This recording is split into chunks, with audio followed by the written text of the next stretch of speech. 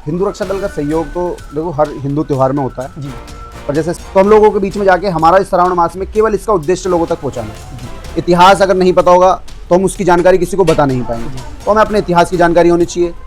थोड़ा पता होगा तो थोड़ी जानकारी दूसरों को दे पाएंगे, ज़्यादा पता होगा तो ज़्यादा दे पाएंगे। डीजे लेके जा रहे हैं तो वो कहाँ तक सही है? वो सही है, हमारा पहलू कई हैं देखने के, अब जो देखे उसी पहलू को हम समझा देते हैं। कोई कट्टरता के पहलू से देखेगा तो हम कट्टर हैं। या उन्होंने कोई चमत्कार देखा हो? हाँ बहुत सारे हैं। मैं कह रहा हूँ पहले एक्चुअली होना क्या है, जो भी जल लेने जा रहा है ना जी पहले वो जल लेके आए, उसके बाद में कोई मनोकामना मांगे। भूले जा रहे हैं तो ये क्या सोशल मीडिया के कारण जा रहे हैं कि नई रील बन जाएगी, ये हो जाएगा, उस वजह से जा रहे हैं? देखो रील बनाने के लिए, रील बनाने वालों के लिए कंटेंट की कमी नहीं है। अगर कोई भोला रील बनाने के लिए भी वहाँ जा रहा है तो मैं भांग का सेवन करते हैं।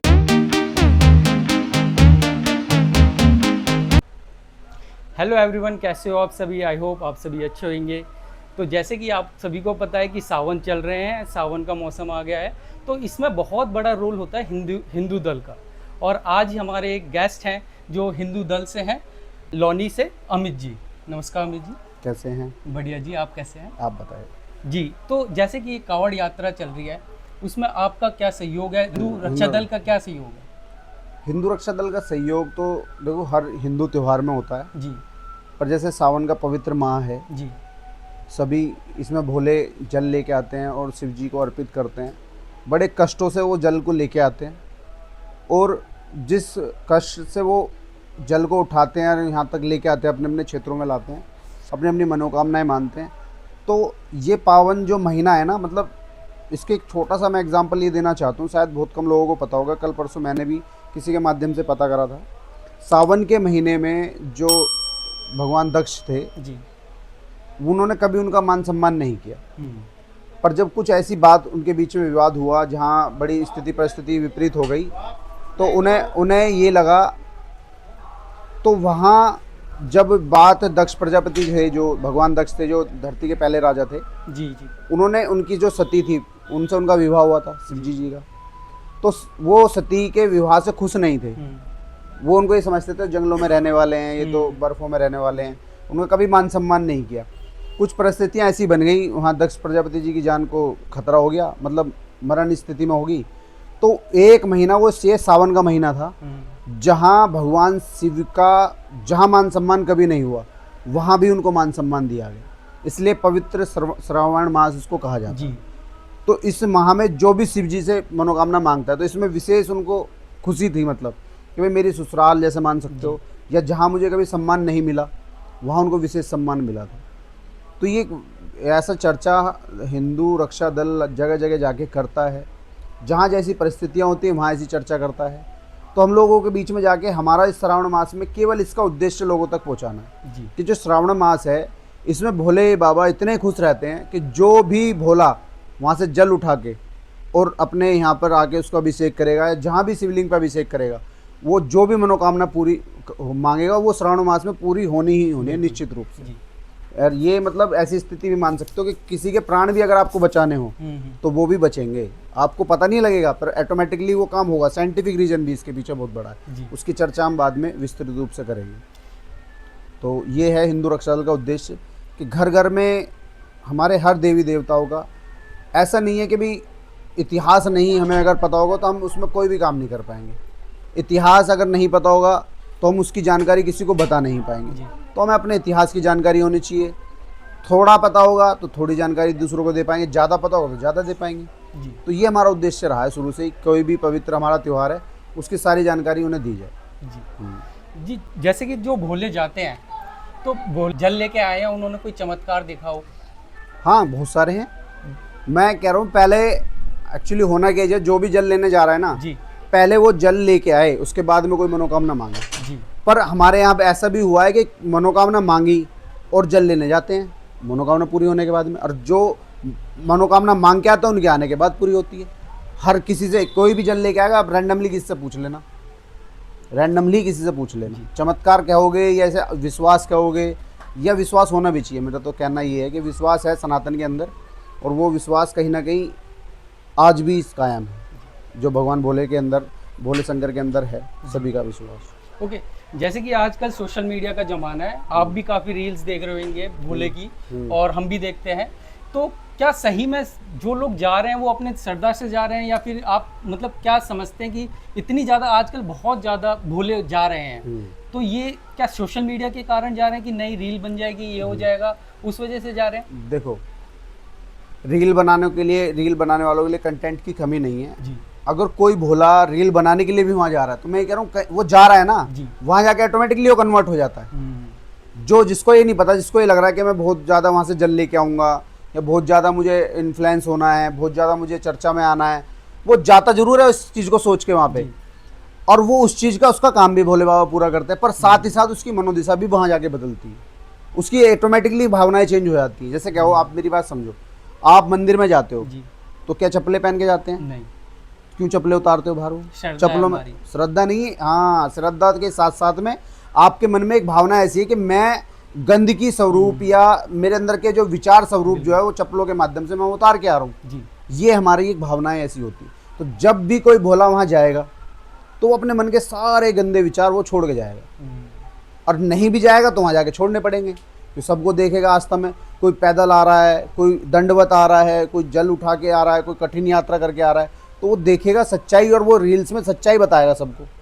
हाँ, जो कुछ है, हमारे कुछ भाई हैं भटके हुए हैं, वो इस चीज़ को गलत दिशा में ले जाएं या अलग तरह के कंटेंट वहाँ जाके बना रहे हैं, उनके लिए देखो हम भी समर्थन नहीं करेंगे, पर हाँ ये कहीं ना कहीं उनको बुद्धि भगवान देता है और वो कहीं ना कहीं सही दिशा में चलते हैं। जी हाँ, ये ऐसा हमारा महीना पवित्र है। जी। हाँ। तो जैसे कि बहुत भोले जा रहे हैं वहाँ पे, काफ़ी हम देखते हैं रील्स के माध्यम से, आपने भी देखा होगा कि बहुत सारे डीजे लेके जा रहे हैं, तो वो कहाँ तक सही है?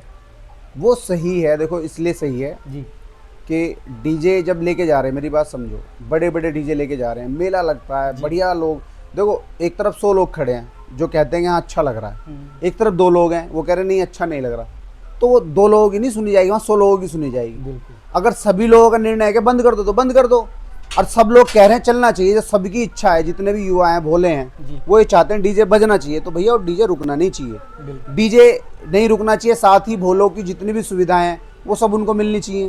भोला मांगता नहीं है, भोले ने वो तो अपने घर से सारी चीज़ें त्याग के जाता है, बिल्कुल।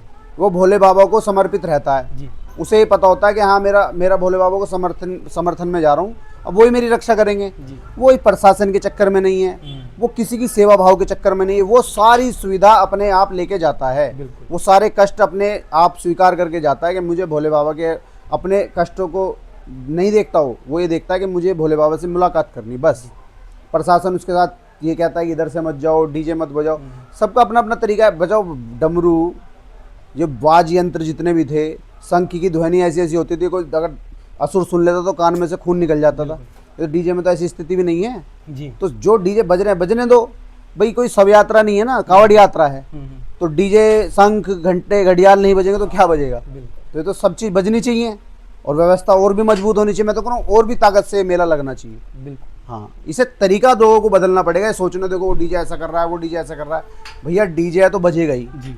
जिसे दिख रहा है कि डीजे के पास में, तो 1 महीने छुट्टी पे रहो, रास्ते बदल दो। बिल्कुल। धरती में कौन सी ऐसी चीज़ है जो असंभव है? सबको पता है कि इस रास्ते पे डीजे नहीं बजने, तो अपने घरों में छुट्टी मनाने चले जाओ ना भाई।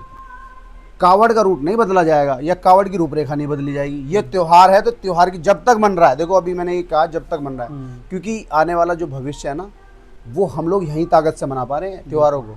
आप कश्मीर में चले जाओ, वहाँ जय माता दी के जागरण नहीं कर सकते। आप बंगाल में चले जाओ, वहाँ जय श्री राम लिख नहीं सकते, गाड़ी पे जय श्री राम जय माता दी नहीं लिख सकते। कितने क्षेत्र ऐसे हैं जहाँ पर आपको धार्मिक भावनाओं, धार्मिक कोई काम ही करने नहीं दिया जा रहा है। तो ऐसा नहीं है, पश्चिमी उत्तर प्रदेश में हम रह रहे हैं, तो यहाँ जब तक ताकत से काम किया जा रहा है तो हम तो करेंगे, और ये इसमें किसी को रोकना भी नहीं चाहिए। देखो रोकेगा तो ये विरोध सहन करने के लिए तैयार है, चाहे उसमें आपका भी चैनल हो, चाहे उसमें मैं भी हूँ, चाहे मेरे समर्थक। बिल्कुल बिल्कुल। देखो जो काम हो रहा है उसमें अब माइंड सेट कर लो, जिसको डीजे नहीं सुनना मत जाओ भाई मेले में। गलत तो नहीं कह रहा, डीजे बजेगा, घंटे घड़ियाल बजेंगे। अब जल्दी ही इसका हम आप आश्वासन दे रहे हैं, अगर रोकने का किसी ने प्रयास किया डीजे का, आप एक क्राइटेरिया तैयार करो, कोई दिक्कत नहीं है। आप क्राइटेरिया तैयार करो, वहाँ के लोगों के लिए तैयार करो, कावड़ियों के लिए नहीं तैयार करोगे। वहाँ के लोगों को एक नियम तैयार करो कि भाई आपको इतने दिन तक ऐसे रहना है। स्कूल कॉलेज बंद करो, रास्ते जो पढ़ रहे हैं उनके रूट डाइवर्ट करो, कावड़िया को रूट डाइवर्ट मत करो कि तुम्हारा इंपोर्ट एक्सपोर्ट जो बाहर से सामान आ रहा है वही व्यापारियों के हिसाब से देश चलेगा क्या? 1 महीने देश कावड़ियों के हिसाब से चलेगा, और कावड़ यात्रा कावड़ियों भोले के हिसाब से चलेगी। अब ये मेन रोड क्यों बदलते हैं आप मुझे बताओ, एक भाई रूट डाइवर्ट कर दो ना, जी। क्या तो ट्रांसपोर्ट बंद है, भूखे थोड़ी मर जाएंगे। देश के पास आज भी इतना अनाज है कि अगर वो 1 साल 2 साल भी हमारी जनता बैठ के खाएगी। ये सब कॉरपोरेटिव लोग जो होते हैं ना, इनका चोचले होते हैं कि जी हमारे तो बड़े बड़े ट्रक नहीं आ पाएंगे, हमारा ट्रांसपोर्ट रुक जाएगा। 1 महीने भैया रुकता रुक जाए, कावड़ जैसी थी वैसी रहेगी, ऐसी ही मेला चलेगा। ये आपके चैनल के माध्यम से मैं बात रखना चाह रहा था जी। और बताइए। जैसे कि हम देखते हैं कि सावन के टाइम पे काफ़ी दुकानों का नाम लिखा जाता चल रहा है है, विषय। वो बहुत ज़्यादा हाँ, चर्चित ये है। आपका कहने का तो मतलब ये है, आपका क्वेश्चन मैं समझ पा रहा हूँ जी कि दुकानों पे जो नाम बदलने की जो बात की जाए, वो दुकानों पे नाम बदलने की नहीं कही जा रही है। हम कह रहे हैं दुकानों पे सही नाम लिखा जाए। जी अब्दुल है तो अब्दुल लिखे, बिल्कुल। राम है तो राम लिखे। आपके पैसे, मेरी बात सुनो, आपके जेब में रखे हुए हैं, बिल्कुल आपके बिना अधिकार के मैं निकाल लूंगा क्या? नहीं। और उसे आप जब दे रहे हो किसी को, तो आपको पता होना चाहिए कि मैं कहाँ दे रहा हूँ। आपको कोई चीज़ खानी है, पीनी है, तो विश्वास है। हम ये चाहते हैं कि हमारे को जहाँ सामान दिया जा रहा है वो कौन लोग हैं, उन्हें जानने का हमें अधिकार है। जी अब मान लो मांस मदिरा जो खा रहा है, सुबह मांस खा के दुकान में बैठ रहा है, और कावड़ का पवित्र महीना चल रहा है, उसके उसके हाथ से हम सामान क्यों लेंगे भाई? इतनी दूर से यात्रा करके आए हैं, जैसे हवन चल रहा है, जी हवन में क्या दी जाती है? आहुति। आहुति किन लोगों को दी जाती है? जो नहा धो के पवित्र मन से बैठेंगे। बिल्कुल। अब वो कोई मांस खा के बैठ कर आहुति दे तो पूरा हवन अपवित्र होगा कि नहीं होगा? पहले तो देखा भी होगा ना आपने, राक्षस आते थे और हवन में मांस का टुकड़ा डाल देते, तो पूरे जो विधिवत होता था सारा खत्म हो जाता, उनको दोबारा से शुरुआत करनी पड़ती थी। तो ये कहीं ना कहीं ये जो पवित्र यात्रा है ना, हम लोगों को इसकी जागरूकता करनी पड़ेगी। दुकान खोलने वाले का इतना दोष नहीं है, राक्षस तो राक्षस ही रहेगा, पर जो हम अपनी समझदारी नहीं दिखाएंगे, हम ये नहीं देखेंगे कि ये कौन लोग है। अब उन्होंने क्या करा, नाम पे लिख रखा दीपक होटल, जी अंदर बैठा है मुस्तफ़ा। समस्या यहाँ पैदा हो रही है। तो नाम लिखने का कारण ये है। अब आप कहोगे कि ये सरकार का काम है, सरकार करे, ठीक है, सरकारी सारे काम कर लेती ना, तो एक कावड़ियों का जितने भी शिविर लग रहे हैं, क्या सरकार लगा रही है? नहीं। जितनी भी सेवा कर रहे हैं, क्या सरकार कर रही है? दवाई गोली से लेकर उनकी सेवा, अगर जनता ना उतरे, ये संगठन ना उतरे रोडों पे, तो भोले को सरकार की तरफ से 0% भी सुविधा नहीं मिल रही है। वॉलंटियर आज भी हमारे काम कर रहे हैं, हर चौक पे हमारे वॉलंटियर खड़े हुए हैं। तो हमारा पहलू कई हैं देखने के, अब जो देखे उसी पहलू को हम समझा देते हैं। कोई कट्टरता के पहलू से देखेगा तो हम कट्टर हैं, कोई भावनात्मक देगा तो भावनात्मक है, कोई धार्मिक देगा तो हम धार्मिक हैं, कोई सामाजिक देगा तो हम सामाजिक हैं। और जो जैसी भाषा में समझता हम उसको वैसी भाषा में समझाने का काम भली बात ही करते हैं। ये हमारा आपके चैनल के माध्यम से बात करने का। ओके, इसी से रिलेटेड एक और टॉपिक आया है। जैसे कि काफ़ी सारे लोग जा रहे हैं और भांग का सेवन करते हैं। बोला जाता है कि भोले जी भी करते थे, तो इसीलिए हम भी कर रहे हैं। देखो, वो उनका व्यक्तिगत निर्णय, इसमें मैं कोई टिप्पणी नहीं करूंगा। देखो, जब उनके माँ बाप उनको नहीं बदल पाए, जी, उनका परिवार, उनका समाज उनको नहीं बदल पाया, मैं केवल उन्हें एक हिंदुत्व के नाते ये कहूँगा कि अपने हिंदुत्व के धर्म के प्रति सजग रहो। और नशा करने से मुझे नहीं लगता कि आपका धर्म बचने वाला है। नशा तो जितनी जल्दी उतनी जल्दी छोड़ दिया जाए, पर ये होता है कि भाई एकदम समझाना आसान नहीं है। इस पर मैं टिप्पणी नहीं करूँगा, क्योंकि देखो वहाँ जाके वो क्यों कर रहे हैं, क्या कर रहे हैं, उनका व्यक्तिगत निर्णय। हाँ, ये मैं निश्चित रूप से कहूँगा कि भोले बाबा का ऐसा कोई सीन नहीं था, ना तो उन्होंने कभी भांग का नशा किया, ना कभी उन्होंने इस तरीके से चिलम का नशा किया। ये केवल हमारे अंदर फैलाया हुआ एक भ्रम है, वो भी दूसरे धर्म के लोगों के द्वारा। जैसे कृष्ण कन्हैया को तुमने बता दिया कि रासलीला करते थे। कृष्ण कन्हैया जैसे भगवान ना तो हुए ना कभी होंगे, और भोले बाबा जैसे त्यागी और तपस्वी ईश्वर कभी हुए ना कभी होंगे। और कोई मैसेज अगर आप सीधे तौर पे देना चाहें? हाँ, मैसेज मैं देना चाहता हूँ, ये कावड़ का त्यौहार है जो आज तक हमें बचा के रखा हुआ है और हमारे सनातन को इसने बचा के रखा हुआ है। तो जितने भी भोले हैं जो मेरी बात को सुन रहे हैं, जहाँ तक भी ये वीडियो जाएगी, कभी भी जाएगी, 1 दिन बाद 10 दिन बाद, आप केवल ये ध्यान रखें कि ये पवित्र महीना इतना ताकत से हम लोगों को सेलिब्रेट करना है, इतने पवित्र मन से हम लोगों को मनाना है कि हम अपने सनातन की ताकत अगर इस महीने में जो दिखा सकते हैं, वो कोई ऐसा त्यौहार हमारा नहीं है जहाँ पर हम एकता के साथ में दिखा सकते हैं। और ये हमारा ही क्षेत्र बचा हुआ है, हम उत्तर भारत के जो वासी हैं, इसी में ही ये कावड़ का त्यौहार इतने ज़ोर शोर से मनाया जाता है। जबकि सावन का महीना है, हर जगह सेलिब्रेट हो रहा है, पर जितनी ताकत से ये उत्तर प्रदेश के लोग और बाहर हरियाणा, राजस्थान, पंजाब, ये सब आसपास के क्षेत्र के लोग मना रहे हैं, कोई नहीं मनाता। तो आप लोग इसको ऐसी बरकरार रखें और ताकत से इस त्यौहार को मनाने में सबका सहयोग करें। सरकार का कुछ चीज़ें मानने वाली तो उन्हें मानना भी चाहिए, और सरकार को भी ये देखना चाहिए कि भाई चीज़ें कैसे हमें मनानी है। ताकत से नहीं आप कावड़ियों को मना सकते हैं। तो मेरी अपील यही है कि सरकार को इसमें देखना चाहिए।